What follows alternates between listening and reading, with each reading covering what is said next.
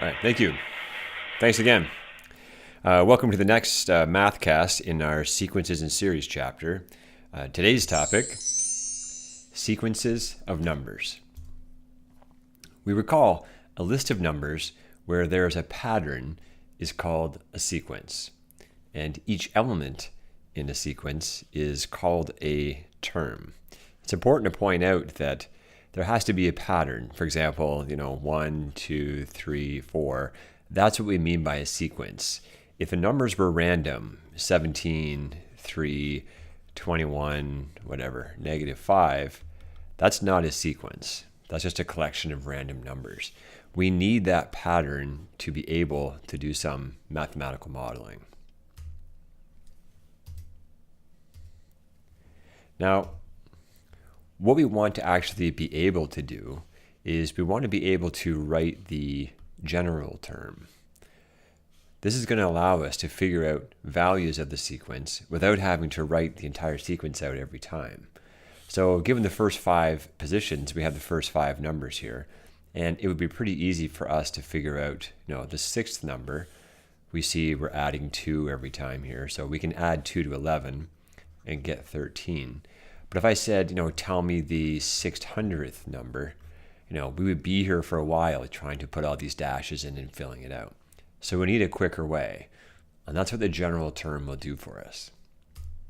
Now, we've done this kind of thing before, and to write these general terms, we can go back to really grade 9, and we've written general terms before, and we call them equations. We've had one variable. In this case, we're talking about selling ice cream. So we've had one variable on the y-axis, number of ice creams. We've had another variable on the horizontal axis, temperature. And we've seen that, okay, there's a relationship here. We can write some kind of model.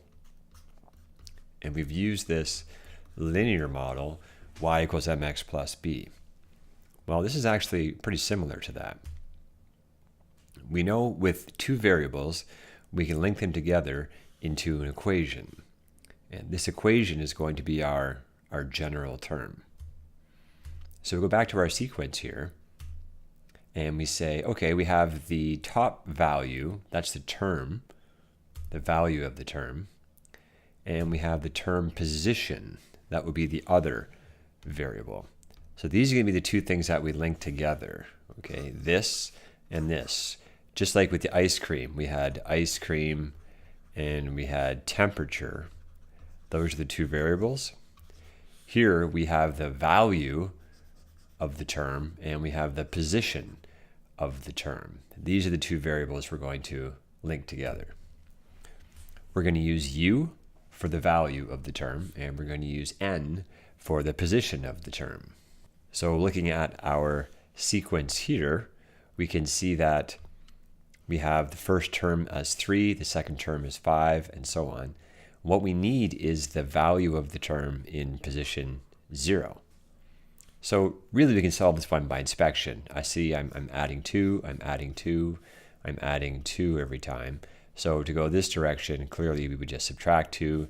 3 take away 2 is 1. We would write this equation before, like in grade 9, we would say, okay, well, y equals my progression here, 2, y equals 2x plus 1. That's just a linear equation. We've done lots of that in grade 9.